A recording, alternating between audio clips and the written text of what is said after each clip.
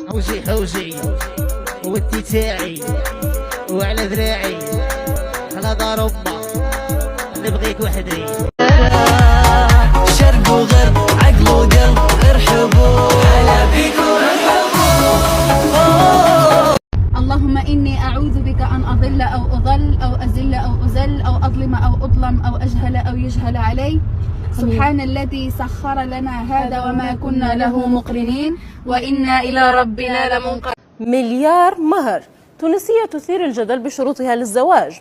تصدرت خبيرة تجميل تونسية تدعى أميمة حديث المستخدمين عبر منصات السوشيال ميديا بعد حديثها عن شروطها الباهظة للزواج عندما حلت ضيفة على أحد البرامج التلفزيونية، وتعرضت لموجة من الانتقادات والسخرية بسبب المبالغة في شروط القبول بالزواج، منها حديثها عن قيمة المهر الذي تطلبه، وأكدت أنها لا تقبل الزواج دون خاتم ألماس ومليار دينار تونسي مهر وفيلا ذات قيمة على حد تعبيرها.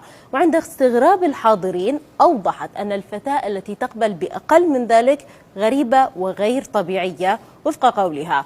وتداول المستخدمون مقطع الفيديو وهي تتحدث عن شروطها، مما عرضها لموجة من السخرية ووجه إليها العديد انتقادات لاذعة.